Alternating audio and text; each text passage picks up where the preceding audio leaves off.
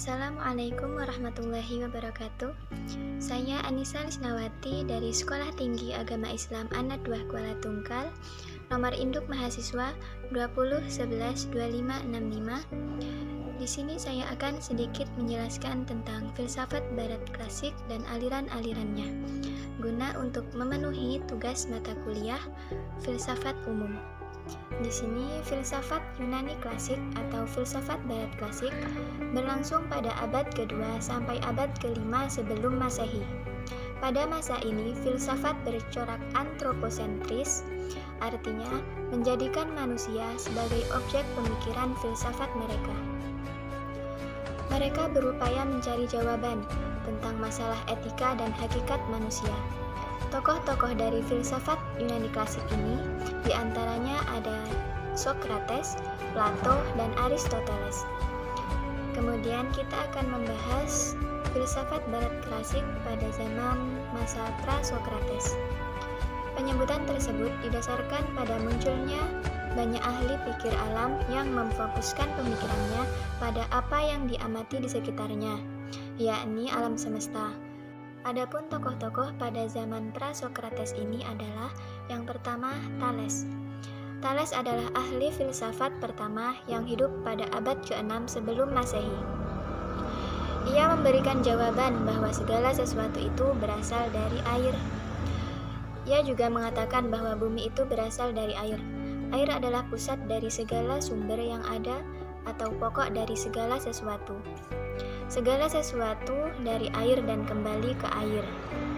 Dari air itu terjadi tumbuh-tumbuhan dan binatang, bahkan tanah pun mengandung air. Selain itu, dia juga mengemukakan pandangan bahwa bumi terletak di atas air. Bumi dipandang sebagai bahan yang satu kali keluar dari laut dan kemudian terapung-apung di atasnya. Kemudian, tokoh kedua dari masa pra-Socrates adalah Anaximandros. Anaximandros, ia adalah salah satu murid dari Thales. Anaximandros adalah seorang ahli astronomi dan ilmu bumi.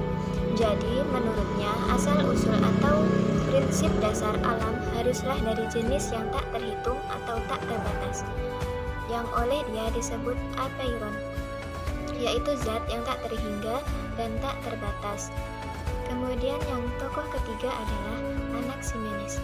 Menurut Anaximenes ini, prinsip dasar segala sesuatu adalah udara.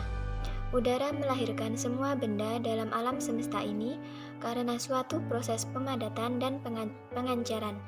Kalau udara semakin bertambah, maka muncullah berturut-turut angin, air, tanah, dan akhirnya batu. Sebaliknya, kalau udara itu menjadi encer, yang timbul adalah api. Kemudian tokoh yang keempat adalah Pythagoras.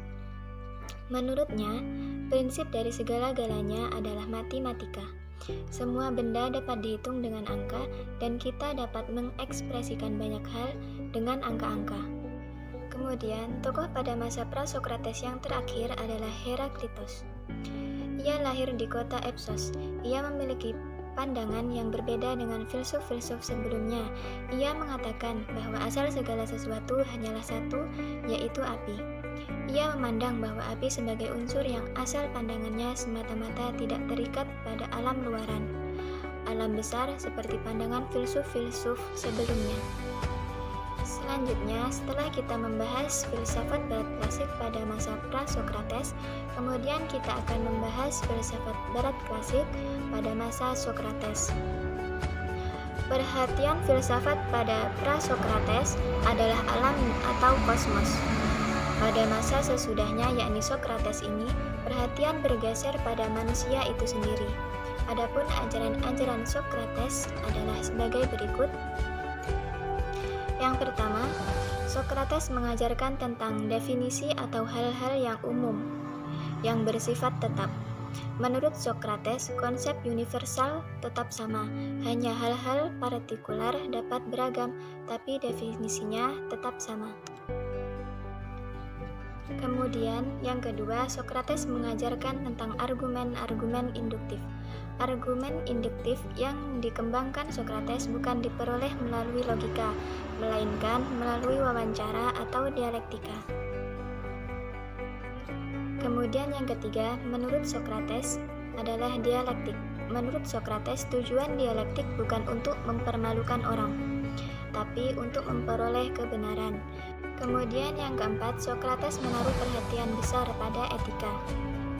Dia menganggap misi yang ditetapkan dewa padanya adalah menyadarkan orang-orang agar memelihara harta paling agung, yakni jiwa, lewat upaya memperoleh kebijaksanaan dan kebajikan. Kemudian yang terakhir menurutnya, dalam ajaran tentang agama, Sokrates mengakui adanya Tuhan.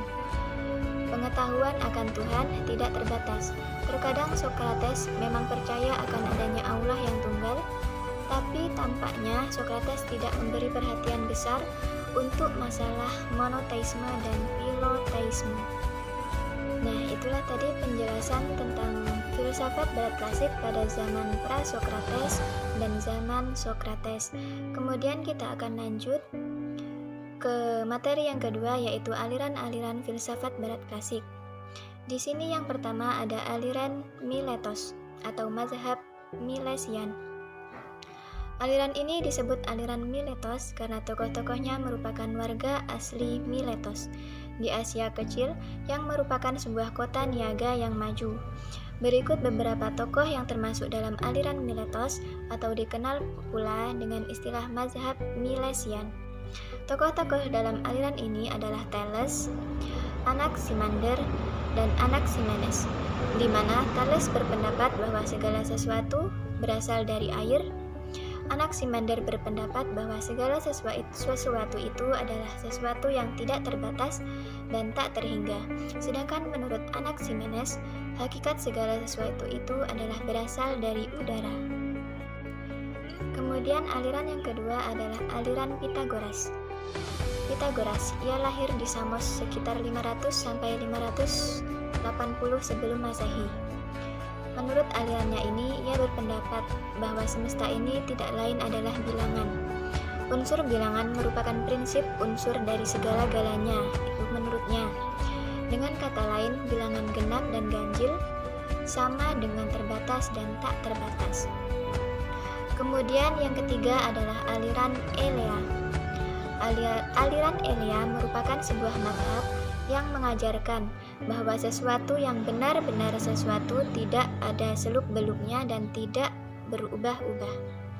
Apa yang tampak oleh panca indera itu bukanlah hal yang sebenarnya, melainkan itu hanya rupanya saja. Yang ada dalam kebenaran tidak diketahui oleh penglihatan saja, melainkan juga dengan pemikiran.